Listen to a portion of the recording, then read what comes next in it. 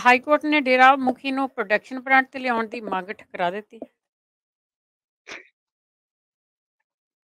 देखो इस वेले चाहे पंजाब दे विच ड्रग का मामला चाहे बेअदबी वाला मामला ने वड्डे मुद्दे सी वो दब्बड़ दे चक्कर दे विच आ जो कुछ होया प्रधानमंत्री दी फेरी वाला उस तो बाद तां इत्थे सब कुछ ही बदल गया। ये भी लोकां दे वास्ते दी खबर दे विच उत्सुकता नहीं रही भी 10 तरीक नूं की बनूगा विक्रम मजीठीए वाले केस दा, ओहदी जमानत होऊगी कि नहीं होऊगी, वो कित्थे आ, पुलिस उहनूं फड़ रही है नहीं फड़ रही, बिल्कुल भी लोकां दे चित चेते चों ही विसर गया।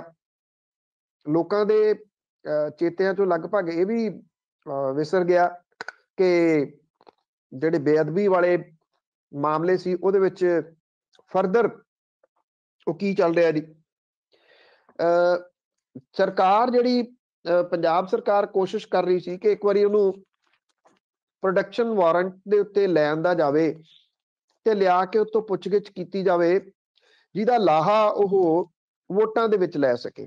ਮੇਨ ਤਾਂ ਇਹ ਹੈ ਕਿਉਂਕਿ ਜੇ ਇਦਾਂ ਦੀ ਗੱਲ ਕਰਨੀ ਹੁੰਦੀ ਇਹ ਉਹਦੇ ਵਿੱਚ ਸੁਹਿਰਦ ਹੁੰਦੇ ਤੇ ਜਦੋਂ ਦੀ ਸਰਕਾਰ ਬਣੀ ਸੀ ਕਾਂਗਰਸ ਦੀ ਉਦੋਂ ਇਹ ਕੀਤਾ ਜਾ ਸਕਦਾ ਸੀ। ਜਦੋਂ ਕਾਂਗਰਸ ਇਹ ਕਹਿ ਸਕਦੀ ਹੈ ਕਿ ਉਦੋਂ ਅਜੇ ਡੇਰੇ 'ਚ ਜਾਣਾ ਉਹਦੇ ਲਈ ਬੜਾ ਔਖਾ ਸੀ। ਜਦੋਂ ਉਹਦੀ ਪੰਚਕੂਲਾ ਦੀ ਅਦਾਲਤ ਦੇ ਵਿੱਚ ਉਹਨੂੰ ਦੋਸ਼ੀ ਠਹਿਰਾ ਦਿੱਤਾ ਗਿਆ ਸੀਗਾ ਰੇਪ ਵਾਲੇ ਮਾਮਲੇ 'ਚ, ਉਦੋਂ ਬਾਅਦ ਕਿਤੇ ਕੋਸ਼ਿਸ਼ਾਂ ਕੀਤੀਆਂ ਗਈਆਂ ਹੁੰਦੀਆਂ ਤੇ ਹੋ ਸਕਦਾ ਸੀਗਾ ਕਿ ਉਸ ਵੇਲੇ ਇਹ ਜਾਂਚ ਕਿਸੇ ਤਣ ਪੱਤਣ ਲੱਗ ਜਾਂਦੀ। ਕੈਪਟਨ ਅਮਰਿੰਦਰ ਸਿੰਘ ਹੋਰੀ ਤਾਂ ਫਾਈਲਾਂ ਦੇ ਉੱਤੇ ਬੈਠੇ ਰਹੇ ਨਾ ਸਾਰੀਆਂ ਦੇ, ਤੇ ਹੁਣ ਜਿਹੜੀ ਸਰਕਾਰ ਹੈ ਉਹ ਇਹ ਦੱਸਣ ਦੀ ਕੋਸ਼ਿਸ਼ ਦੇ ਵਿੱਚ ਹੈ ਕਿ ਕਾਂਗਰਸ ਦੀ ਸਰਕਾਰ ਬਹੁਤ ਇਸ ਮਾਮਲੇ ਦੇ ਉੱਤੇ ਕੰਮ ਕਰ ਰਹੀ ਹੈ, ਬੜੀ ਗਰਮਜੋਸ਼ੀ ਨਾਲ ਕੰਮ ਕਰ ਰਹੀ ਹੈ। ਇਹਨਾਂ ਦਿਨਾਂ ਦੇ ਵਿੱਚ ਜਾਂ ਕੁਝ ਦਿਨਾਂ ਦੇ ਵਿੱਚ ਇਸ ਮਾਮਲੇ ਦੇ ਉੱਤੇ ਬਹੁਤਾ ਕੁਝ ਹੋ ਨਹੀਂ ਸਕਣਾ। ਇਸ ਕਰਕੇ ਨਹੀਂ ਹੋ ਸਕਣਾ ਕਿ ਵੇਲੇ ਦਾ ਕੰਮ ਕਵੇਲੇ ਦੀਆਂ ਟੱਕਰਾਂ ਵਾਲੀ ਜਿਹੜੀ ਉਹ ਗੱਲ ਬਣੀ ਹੋਈ ਹੈ। ਤੁਸੀਂ 5 ਸਾਲ ਤਾਂ ਲਗਭਗ ਕੱਢ ਦਿੱਤੇ, ਹੁਣ ਤੁਸੀਂ ਭੱਜੇ ਫਿਰ ਰਹੇ ਹੋ ਕਦੀ ਇੱਕ ਅਦਾਲਤ ਕਦੀ ਦੂਜੀ ਅਦਾਲਤ ਦੇ ਉੱਤੇ ਕਿ ਕੁਛ ਨਾ ਕੁਛ ਵੱਡਾ ਕਰਕੇ ਵੱਡੀਆਂ ਖਬਰਾਂ ਬਣਾਈਆਂ ਜਾ ਸਕਣ। ਹਾਈ ਕੋਰਟ ਦੇ ਵਿੱਚ ਪਟੀਸ਼ਨ ਪਾਈ ਹੋਈ ਸੀਗੀ ਸਿੱਟ ਨੇ ਕਿ ਅਸੀਂ ਉਹਨੂੰ ਪ੍ਰੋਡਕਸ਼ਨ ਵਾਰੰਟ ਦੇ ਉੱਤੇ ਸੁਨਾਰੀਆ ਜੇਲ੍ਹ ਚੋਂ ਲਿਆਉਣਾ ਚਾਹੁੰਦੇ ਹਾਂ ਕਿਉਂਕਿ ਉਹਦੀ ਅਸੀਂ ਜਿਹੜੀ ਪੁੱਛਗਿੱਛ ਕੀਤੀ ਆ ਉਹਦੇ ਵਿੱਚ ਉਹ ਸਵਾਲਾਂ ਦੇ ਜਵਾਬ ਨਹੀਂ ਦੇ ਰਿਹਾ, ਅਸੀਂ ਉਹਨੂੰ ਇੰਟਰੋਗੇਟ ਕਰਨਾ ਚਾਹੁੰਦੇ ਹਾਂ।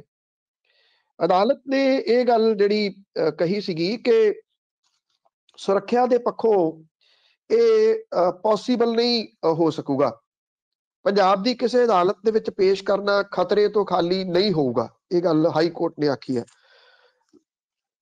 ਹਾਈ ਕੋਰਟ ਦੇ ਜਸਟਿਸ ਅਰਵਿੰਦ ਸਾਂਗਵਾਨ ਨੇ ਆਪਣੇ ਹੁਕਮਾਂ ਦੇ ਵਿੱਚ ਇਹ ਕਿਹਾ ਕਿ ਸੀਬੀਆਈ ਅਦਾਲਤ ਨੇ ਜਦੋਂ ਡੇਰਾ ਮੁਖੀ ਨੂੰ ਸਜ਼ਾ ਸੁਣਾਈ ਸੀ ਤਾਂ ਉਦੋਂ ਵੀ ਵੱਡੇ ਇਕੱਠ ਇੱਥੇ ਪੰਚਕੂਲੇ ਦੇ ਵਿੱਚ ਹੋ ਗਏ ਸੀਗੇ ਔਰ ਵੱਡੇ ਪੱਧਰ ਦੇ ਉੱਤੇ ਗੜਬੜ ਹੋਈ ਸੀ। ਅਦਾਲਤ ਨੇ ਫਰੀਦਕੋਟ ਦੇ ਜੁਡੀਸ਼ੀਅਲ ਮੈਜਿਸਟ੍ਰੇਟ ਦੇ ਵੱਲੋਂ ਡੇਰਾ ਮੁਖੀ ਖਿਲਾਫ ਜਾਰੀ ਪ੍ਰੋਡਕਸ਼ਨ ਵਾਰੰਟਾਂ ਦੇ ਉੱਤੇ 21 ਅਪ੍ਰੈਲ 2022 ਤੱਕ ਰੋਕ ਲਾਤੀ ਔਰ ਸਿੱਟ ਨੂੰ ਇਹ ਕਿਹਾ ਕਿ ਜੇ ਉਹ ਬੇਅਦਬੀ ਕਾਂਡ ਸੰਬੰਧੀ ਡੇਰਾ ਮੁਖੀ ਤੋਂ ਕੋਈ ਵੀ ਪੁੱਛ ਪੜਤਾਲ ਕਰਨਾ ਚਾਹੁੰਦੀ ਆ ਸੁਨਾਰੀਆ ਜੇਲ੍ਹ ਜਾ ਕੇ ਕਰ ਸਕਦੀ ਹੈ।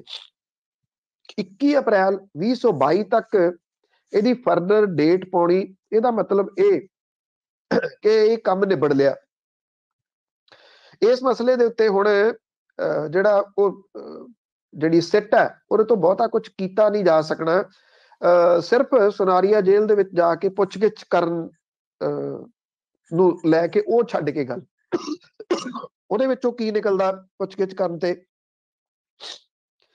ਕੁਝ ਨਹੀਂ ਕਿਹਾ ਜਾ ਸਕਦਾ। ਡੇਰਾ ਮੁਖੀ ਨੇ 28 ਅਕਤੂਬਰ 21 ਨੂੰ ਹਾਈ ਕੋਰਟ ਦੇ ਵਿੱਚ ਰਿਟ ਦਾਇਰ ਕੀਤੀ ਸੀਗੀ ਔਰ ਪ੍ਰੋਡਕਸ਼ਨ ਵਾਰੰਟ ਰੱਦ ਕਰਨ ਦੀ ਮੰਗ ਕੀਤੀ ਸੀ। ਬੇਸ਼ੱਕ ਇਹ ਰੱਦ ਨਹੀਂ ਕੀਤਾ ਗਿਆ, ਇਹ ਹੁਣ ਰੱਦ ਵਰਗਾ ਹੀ ਹੈ। ਜਦੋਂ ਨਵੀਂ ਸਰਕਾਰ ਆ ਜਾਊਗੀ ਕਿਸੇ ਨੇ ਪੁੱਛਣਾ ਇਹਨਾਂ ਕੇਸਾਂ ਨੂੰ, ਔਰ ਜਿਵੇਂ ਪਿਛਲੀ ਸਰਕਾਰ ਨੇ ਨਹੀਂ ਸੀ ਪੁੱਛਿਆ। ਕਿਹੜੀ ਸਰਕਾਰ ਆਉਂਦੀ ਆ ਅਜੇ ਕੁਝ ਨਹੀਂ ਕਿਹਾ ਜਾ ਸਕਦਾ। ਦੂਜੀ ਟਿੱਪਣੀ ਜਿਹੜੀ ਇਹਦੇ ਵਿੱਚ ਹਾਈ ਕੋਰਟ ਨੇ ਇਹ ਵੱਡੀ ਕੀਤੀ ਕਿ ਪ੍ਰਧਾਨ ਮੰਤਰੀ ਦੀ ਸੁਰੱਖਿਆ ਤਾਂ ਤੁਹਾਡੇ ਤੋਂ ਕੀਤੀ ਨਹੀਂ ਗਈ ਤੇ ਡੇਰਾ ਮੁਖੀ ਨੂੰ ਲਿਆ ਕੇ ਤੁਸੀਂ ਉਹਦੀ ਸੁਰੱਖਿਆ ਕਿਵੇਂ ਕਰ ਲੋਗੇ।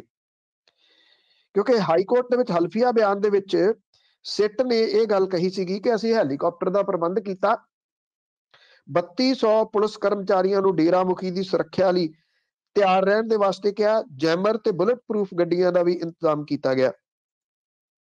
ਹਾਈ ਕੋਰਟ ਨੇ ਆਪਣੇ ਹੁਕਮਾਂ ਦੇ ਵਿੱਚ ਕਿਹਾ ਕਿ ਸੂਬਾ ਸਰਕਾਰ ਤਾਂ ਪਹਿਲਾਂ ਹੀ ਆਰਥਿਕ ਸੰਕਟ ਦੇ ਵਿੱਚ ਘਿਰੀ ਹੋਈ ਹੈ, ਸਰਕਾਰੀ ਖਜ਼ਾਨੇ ਦੇ ਉੱਤੇ ਬੋਝ ਪਾ ਕੇ ਡੇਰਾ ਮੁਖੀ ਦੀ ਪੇਸ਼ੀ ਨੂੰ ਹੋਰ ਬੋਝ ਨਹੀਂ ਬਣਨ ਦਿੱਤਾ ਜਾਊਗਾ। ਦੇਖਿਆ ਜਾਵੇ ਤਾਂ ਇਹ ਫੈਸਲਾ ਸਹੀ ਆ ਪੰਜਾਬ ਹਰਿਆਣਾ ਹਾਈ ਕੋਰਟ ਦਾ। ਹੋ ਸਕਦਾ ਕਿਸੇ ਨੂੰ ਇਹ ਗੱਲ ਚੁਭਵੀਂ ਲੱਗੇ, ਪਰ ਇਹ ਸਹੀ ਹੈ। ਜੇ ਤੁਸੀਂ ਇਨਵੈਸਟੀਗੇਸ਼ਨ ਕਰਕੇ ਇਸ ਮਾਮਲੇ ਦੇ ਵਿੱਚੋਂ ਕੁਝ ਕੱਢਣਾ ਚਾਹੁੰਦੇ ਹੋ ਤੇ ਤੁਸੀਂ ਕੱਢ ਚੁੱਕੇ ਹੁੰਦੇ ਹੁਣ ਨੂੰ, ਜੇ ਤੁਸੀਂ ਇਨਵੈਸਟੀਗੇਸ਼ਨ ਦੇ ਵਿੱਚੋਂ ਉਹਦੇ ਤੋਂ ਸਵਾਲ ਕਰਕੇ ਨਹੀਂ ਕੁਝ ਕੱਢ ਸਕੇ ਤੇ ਕਮਜ਼ੋਰੀ ਤੁਹਾਡੀ ਆ।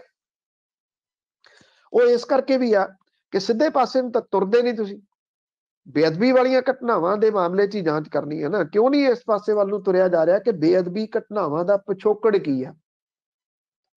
ਜੇ ਤੁਸੀਂ ਜਿੰਨੀ ਦੇਰ ਤੱਕ ਪਿਛੋਕੜ ਦੇ ਉੱਤੇ ਨਹੀਂ ਜਾਂਦੇ, ਉਨੀ ਦੇਰ ਤੱਕ ਤੁਹਾਨੂੰ ਸਵਾਲ ਨਹੀਂ ਮਿਲਣੇ, ਸਵਾਲਾਂ ਦੇ ਜਵਾਬ ਨਹੀਂ ਮਿਲਣੇ। ਜਿਹੜੀ ਇਹਨਾਂ ਨੇ ਡੇਰੇ ਦੇ ਵਿੱਚ ਬਣਾਈ ਹੋਈ ਆ ਕਮੇਟੀ, ਜਿਹੜੀ ਕਿ ਰਾਜਸੀ ਵਿੰਗ ਹੈ, ਜਿੰਨੀ ਦੇਰ ਤੱਕ ਤੁਸੀਂ ਰਾਜਸੀ ਵਿੰਗ ਦੇ ਮੁਖੀ ਤੋਂ ਪੁੱਛਗਿੱਛ ਨਹੀਂ ਕਰਦੇ, ਜਿਹੜੀ ਇਹਨੇ ਜਾਮੇ ਇਨਸਾਨ ਬਣਾਉਣ ਵੇਲੇ ਪੋਸ਼ਾਕ ਪਾਈ ਸੀ, ਉਸ ਮਾਮਲੇ ਨੂੰ ਫਰਦਰ ਨਹੀਂ ਘੋਖਦੇ, ਇਹ ਨਹੀਂ ਪਤਾ ਕਰਦੇ ਕਿ ਉਹ ਮਾਮਲਾ ਵਾਪਸ ਕਿਉਂ ਲਿਆ ਗਿਆ ਸੀ, ਬਿਨਾਂ ਮੰਗੇ ਮੁਆਫੀ ਕਿਉਂ ਦਿੱਤੀ ਗਈ ਸੀ, ਉਸ ਮੁਆਫੀ ਨੂੰ ਜਾਇਜ਼ ਠਹਿਰਾਉਣ ਦੇ ਵਾਸਤੇ 90 ਲੱਖ ਰੁਪਏ ਦੇ ਇਸ਼ਤਿਹਾਰ ਕਿਉਂ ਦਿੱਤੇ ਗਏ ਸੀ। ਸਵਾਲ ਤਾਂ ਤੁਹਾਡੇ ਸਾਹਮਣੇ ਬਿਲਕੁਲ ਕਲੀਅਰ ਸਪਸ਼ਟ ਪਏ ਨੇ। ਤੁਸੀਂ ਤੁਰੇ ਫਿਰਦੇ ਹੋ ਕਿ ਅਸੀਂ ਹੈਲੀਕਾਪਟਰ ਦੇ ਉੱਤੇ ਉਹਨੂੰ ਜਿਹੜਾ ਉਹ ਲੈ ਆਵਾਂਗੇ। ਇਹ ਮਹਿਜ਼ ਸਿਆਸੀ ਲਾਹਾ ਲੈਣ ਦੇ ਯਤਨ ਨੇ ਔਰ ਹੋਰ ਰੌਲ ਘਚੌਲਾ ਪਾਉਣ ਦੇ ਯਤਨ ਨੇ, ਵਿੱਚੋਂ ਇਹਦੇ ਕੁਝ ਬਹੁਤਾ ਨਿਕਲਣਾ ਨਹੀਂ ਗਿਆ।